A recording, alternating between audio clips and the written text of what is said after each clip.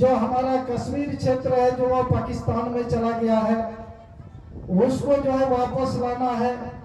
और बांग्लादेशी इस एरिया में हमारा पूरा संथाल परगना में भारी मात्रा में जो है बांग्लादेशी घुसपैठ हो रहा है।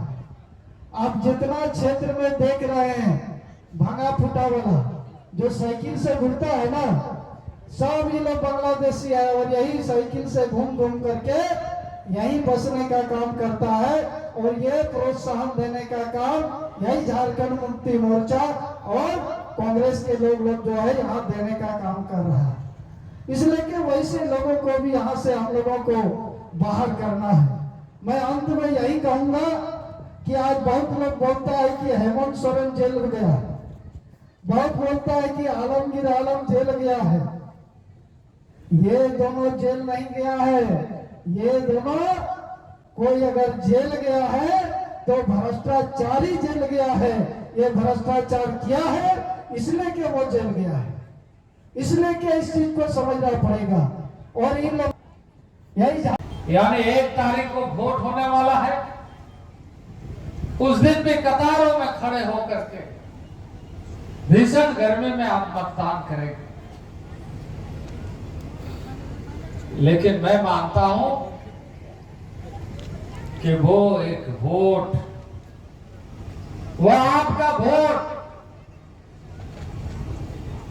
आपके जीवन को खुशहाली में बदलने के लिए लोकतंत्र को नई ताकत देगा और इस देश में प्रधानमंत्री फिर से नरेंद्र भाई मोदी बनेंगे।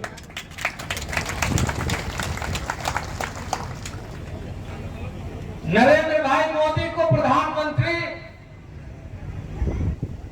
के रूप में काम करते हुए हम सब ने देखा है।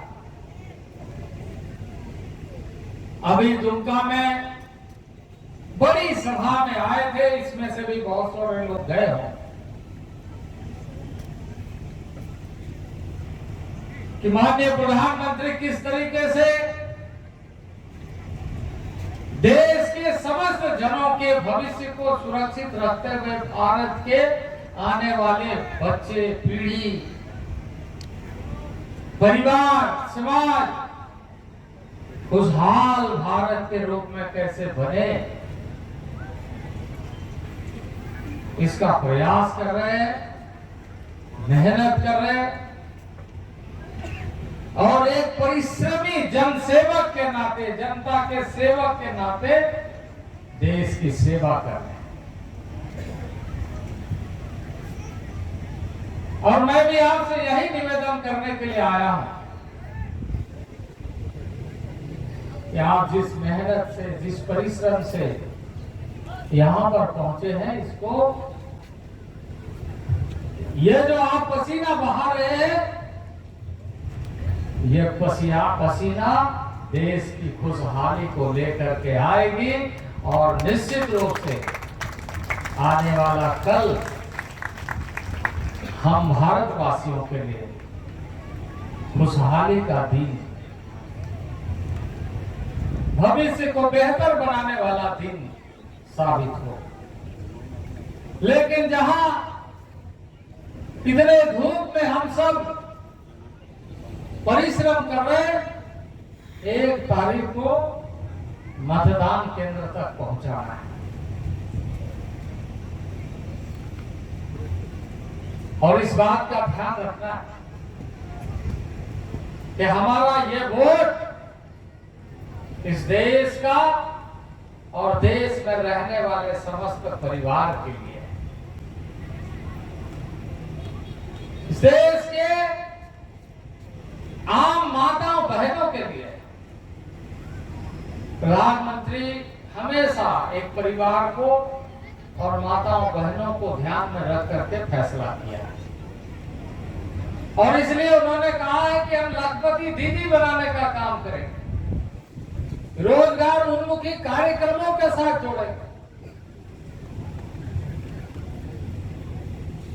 और हमारा गांव समृद्ध कैसे हो ये सुनिश्चित करें। लेकिन दूसरी ओर आपसे वोट मांगने के लिए ऐसे लोग भी आ रहे हैं जो आपके बदौलत से प्राप्त ताकत का लूट खसोट में, घपले घोटाले में कैसे इस्तेमाल किया जाए। राज्य में आपने सरकार बनाने का मौका दिया और वो सरकार क्या कर रही है, वो मंत्रियों के नौकरों के घर से बरामद हो रहा है। इतना पैसा किसका पैसा है? आपको मिलने वाले अधिकारों में कटौती करके घोटाले का पैसा रिकवरी हो रहा है और इसके कारण बहुत सारे लोग जेल जा रहे हैं। और प्रधानमंत्री का कहना है कि इन गरीबों का तपती धूप में मतदान करने के लिए आने वाले का, ऐसे कार्यक्रमों में सम्मिलित होकर के पसीना बहाने वालों का पैसा पर अगर कोई लूट खसोट करेगा तो उसे जेल जाना ही पड़ेगा। और इसलिए बहुत सारे लोग जेल जा रहे हैं, लेकिन उनके कुछ लोग आकर के भाषण दे रहे कि जैसे वो बहुत अच्छा काम कर रहे, जैसे वो इतना पैसा जमा करके गरीबों का लूट करके उनको प्रोत्साहन देना चाहिए। वैसे लोगों को यदि प्रोत्साहन मिलेगा तो देश को न्याय कभी नहीं मिल सकता है, देश को कभी न्याय नहीं मिल सकता है।